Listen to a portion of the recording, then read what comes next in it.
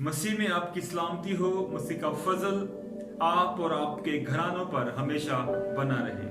आइए खुदावंद के जिंदा पाक कलाम में से अय्यूब की किताब पहला बाब उसकी 6 आयत, जब हम 6 आयत से पढ़ते हैं तो यहाँ पर शैतान के बारे में लिखा है कि वो खुदा के हुजूर हाजिर हुआ और खुदा ने उससे कहा कि क्या तूने मेरे बंदा अय्यूब के हाल पर गौर किया है? उस जैसा कामिल, रास्तबाज और बदी से डरने वाला जमीन पर कोई और शख्स नहीं है। तब शैतान कहता है कि क्या तूने उसके सब कामों में बरकत नहीं बख्शी? क्या तूने उसके घर के गिर्द बाड़ नहीं लगाई? अगर जो कुछ उसका है तू उसको हाथ बढ़ाकर छू ही दे तो क्या वो तेरे मुंह पर तेरी तकफीर नहीं करेगा? खुदा ने कहा जो कुछ उसका है सब तेरे इख्तियार में, फक्त उसकी जान ना लेना।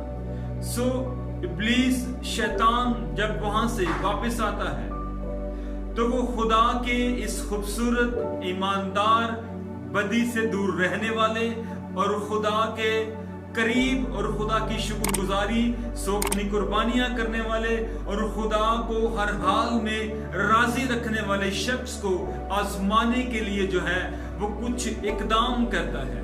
और आज जो बात हम कलाम मुकद्दस में से सीखेंगे, आज का हमारा अनुवान है खुदा की नुमाइंदगी करना। सो अय्यूब के बारे में लिखा है कि खुदा ने बड़े फख्र से जो है वो इब्लीस के सामने ये बात रखी है कि तू मेरे बंदा अय्यूब का हाल जानता है कि उस जैसा रास्तबाज और कामिल और बदी से डरने वाला, इसका मतलब है ये 3 चीजें जो हैं ये खुदा को नहायत पसंद हैं। पहले नंबर पर इंसान कामिल हो, दूसरे नंबर पर इंसान रास्तबाज हो और तीसरे नंबर पर है वो बदी से डरता हो। इसका मतलब है बदी से डरने वाले इंसान खुदा को पसंद हैं और वो खुदा को खुश भी कर सकते हैं और वो खुदा के साथ एक लाजवाल जबरदस्त ताल्लुक कायम करते हैं। और खुदा उन लोगों की मिसाल जो है वो इब्लीस के सामने रखता है जो बदी से डरते हैं। यहाँ जब हम इन आयात में आगे बढ़ते हैं तो जो कुछ अय्यूब का था उस पर इब्लीस का इख्तियार है। अब इब्लीस क्या करता है? उसका नुकसान जो है वो करता है ताकि वो खुदा की तकफीर करे, क्योंकि खुदा ने बड़ी खूबसूरती से इब्लीस के सामने अय्यूब की तमाम सिफात को बयान किया है। अब इब्लीस को जो है ये है कि मैं इसको ऐसा करूं इसके साथ कुछ कि ये अपने खुदा की तकफीर करे। अब क्या करता है? सबसे पहला जो नुकसान उसे जो खबर मिलती है वो ये है 500 जोड़ी बैल और 500 गधियां जो हैं वो सभा के लोग ले जाते हैं। इसके बाद 7000 भेड़ों और नौकरों को आग जलाकर भस्म कर देती है। कसदी 3 गोल यानी 3000 ऊंट जो है वो उसके ले जाते हैं और आंधी जो है वो ऐसे जोर से चलती है कि जिस घर में बैठकर अय्यूब के 7 बेटे और 3 बेटियां खाना खा रहे थे वो घर उनके ऊपर गिर जाता है और यूं वो हलाक हो जाते हैं। ये तमाम खबरें अय्यूब को जब मिलती हैं तो जो भी नौकर खबर देने आता है वो ये कहता है कि सब कुछ खत्म हो चुका है, सब कुछ बर्बाद हो चुका है, सब कुछ मिट गया है, हम नुकसान में हैं। इतना नुकसान हो जाने के बाद वो गम में है, उसे नुकसान का धचका है और वो जानता है कि उसका सब कुछ बर्बाद हो चुका है, उसके पास अब कुछ नहीं है और उसकी सरजमीन पर जो कुछ उसने बनाया था, जो कुछ उसके पास था, सब कुछ जाता रहा है। उसने गम में सर मुंडवाया है, उसने दुख के आलम में अपना पैरहन चाक किया है, लेकिन साथ ही साथ उसने क्या किया है? उसने गिर कर जिंदा खुदा के हुजूर सिजदा किया है। और ये उसका जबरदस्त फैसला है, ये उसने एक जबरदस्त कदम उठाया है कि इतना कुछ खो जाने के बाद भी तकफीर नहीं की, बल्कि खुदा की नुमाइंदगी की है इब्लीस के सामने।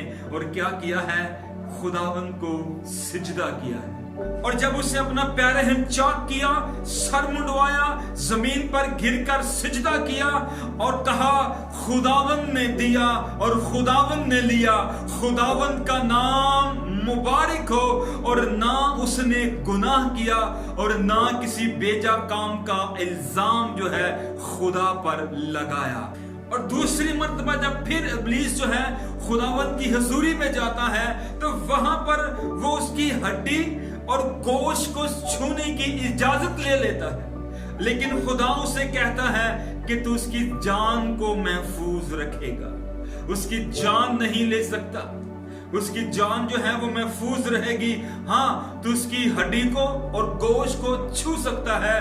और जब उसे हड्डी और गोश्त पर इख्तियार मिल गया, तो इब्लीस ने क्या किया? उसने तलवे से लेकर चांदी तक उसके जिस्म पर फोड़े निकाल दिए, उसके जिस्म पर जख्म हो गए, फोड़े हो गए, उसके जिस्म जो है वो नासूरों से, जख्मों से भर गया और वो जो है बड़ी तकलीफ के अंदर मुब्तला है, वो बड़े कर्ब के अंदर है, वो बड़े दर्द में है, वो बड़ी दुख की आलम में है। और उसकी बीवी उसके पास आती है और कहती है कि तू कैसे खुदा को मानता है, उसने तेरा सब कुछ ले लिया है। और अय्यूब कहता है कि तू नादान औरतों जैसी बातें करती है, तू नादान औरतों जैसी बातें करती है। क्या हम खुदा के हुजूर से सुख पाएं और दुख ना पाएं? बड़ी जबरदस्त बात है। इंसान के जिस्म को एक सुई चुभ जाए तो उसे बहुत दर्द होता है। आज हमें छोटी सी बीमारी आ जाए, हम बड़े बड़े खादमों के पीछे जाते हैं ताकि हम शिफा हासिल कर सकें, लेकिन याद रखें इसका जिस्म जो है वो पांव से लेकर सर के बालों तक जो है वो फोड़ों से भरा हुआ है। और ये सोच कर ही कि किसी का जिस्म फोड़ों से भरा हुआ हो, एक दफा बंदे को कपकपी आ जाती है, खुद को ही अजीब सा फील होता है। लेकिन अय्यूब ने अपनी जिंदगी के ऊपर ये तमाम दुख जो है वो सहे हैं। दर हकीकत अय्यूब जो है वो शैतान के सामने, अपनी बीवी के सामने, अपने दोस्तों के सामने और उन तमाम लोगों के सामने जो उसको ये कहते थे कि तू खुदा की तकफीर कर, उन लोगों के सामने डट कर तकलीफ के आलम में भी खुदा की नुमाइंदगी कर रहा है। वो वहां पर खुदा को सच्चा साबित कर रहा है, वो खुदा को अच्छा साबित कर रहा है, वो खुदा के मर्तबे, रुतबे, उसके मुकाम, खुदा के आलीशान तख्त पर हरफ नहीं आने दे रहा। वो ये नहीं कह रहा कि हाँ खुदा ने मेरा नुकसान किया है, बल्कि वो और भी खुदा के हक में अच्छी अच्छी बातें कहता है और दूसरों को बड़े मुनासिब और दानाओं वाले जवाब देता है जब कोई भी उसे ये कहता है कि तू खुदावंद अपने खुदा की तकफीर कर। और मैं समझता हूं कि मुकद्दस अय्यूब जो हैं, जिन्हें अय्यूब साबर भी कहा जाता है, उन्होंने यहां पर बड़े सब्र का मुजाहरा किया है और बड़ी दलेरी के साथ गम में, मुसीबत में, जख्मों में उसने क्या किया है? उन्होंने अपनी जिंदगी के अंदर खुदावंद की नुमाइंदगी की है। जहां इब्लीस चाहता है वो औरों के वसीला से उसे उकसाता है ताकि वो खुदा की तकफीर करे, लेकिन जितना वो उसे उकसाते हैं उतना ही उनका ईमान बढ़ता जाता है और वो तकफीर की बजाय खुदावंद अपने खुदा की तारीफ करते हैं। हालेलुया। और ऐसे ही रास्तबाज बंदों की खुदा को तलाश है, जो दुख में भी, सुख में भी, मुसीबत में भी जो है खुदावंद के नाम को इज्जत और जलाल दें। आजमाइशों के आगे डटे रहें, आजमाइशों के आगे जो है वो ठहरे रहें, आजमाइशों के आगे खड़े रहें, चाहे आजमाइशें उनके बदन से गोश उतार दे, उनका नुकसान कर दें, उनका कुछ भी बड़ा नुकसान हो जाए, लेकिन वो तकफीर की बजाय क्या करें? तारीफ करें। हालेलुया। हालेलुया। शायद आज हम जो है अपने नाम की नुमाइंदगी कर रहे हैं, अपनी मिनिस्ट्री की, अपनी खिदमत की, अपने लिबास, अपने ओहदे, अपनी पहचान, अपने रुतबे, अपने मुकाम की जो है हम नुमाइंदगी कर रहे हैं और हम अपने आप को जो है वो सामने रखते हैं। शायद इस वक्त जो है बहुत सारे लोग जो है वो खुद नुमाई के जो है वो आलम में हैं और वो खुद को जाहिर करते हैं, लेकिन याद रखें हमें अपनी जिंदगी से खुदावंद के नाम को जाहिर करना है। हालेलुया। खुदावंद के नाम को जो है वो बढ़ाना है, लोग हमारे वसीला से खुदावंद के नाम को जाने। जब दानियल को शेरों के आगे डाला गया और शेरों ने उसे कोई नुकसान ना पहुंचाया, तो वहां पर जो है कहा गया कि सब दानियल के खुदा की तारीफ करें। हालेलुया। जब सदरक मिस्र अब्दनजू को आग की भट्टी से निकाला गया, तो वहां पर भी यही कहा गया कि सदरक मिस्र अब्दनजू के खुदा की तारीफ करें, क्योंकि जिसने इन्हें आग से महफूज रखा है। हालेलुया। ये सब जमीन पर खुदा की नुमाइंदगी करते हैं और ऐसी नुमाइंदगी करते हैं कि जिन्होंने इन्हें दुख और तकलीफ दी है वो ये कहने पर मजबूर हो गए हैं कि इनका खुदा बड़ा खुदा है, वो बड़े बड़े काम करता है। याद रखें, हम अक्सर कहते हैं कि हम जमीन पर खुदा के एलची हैं। अगर हम एलची हैं तो फिर हमने खुदावंद के नाम को जो है वो जमीन पर मुबारक कहना है। यीशु मसीह ने इब्लीस के सामने आजमाइश के वक्त बड़ी दिलेरी और खूबसूरती के साथ इब्लीस के सामने खुदा की नुमाइंदगी की है, उसके कलाम से खुदा की नुमाइंदगी की है। और खुदावन यीशु मसीह जब फाका की हालत में थे बियाबान के अंदर और इब्लीस वहां पर आ गया उन्हें आजमाने के लिए, तो आजमाइश की उन घड़ियों में खुदावंद यीशु मसीह ने बड़ी खूबसूरती, दलेरी और जुर्रतमंदी से इब्लीस का मुकाबला किया और खुदा की कलाम से खुदा की नुमाइंदगी की इब्लीस के सामने, और इब्लीस को वहां से जाना पड़ा।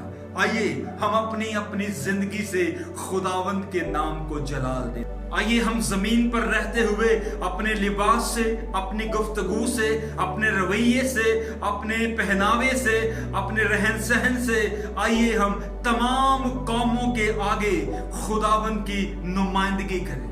जब हम खुदावंद की नुमाइंदगी करेंगे तो यकीनन खुदावंद भी हम पर फख्र करेंगे। और आज जरूरत है कि अपनी नुमाइंदगी करने की बजाय हम खुदावंद की नुमाइंदगी करें। जब हम खुदावंद की नुमाइंदगी करेंगे तो खुदावंद जो है वो आप ही हमारी पहचान बना देगा।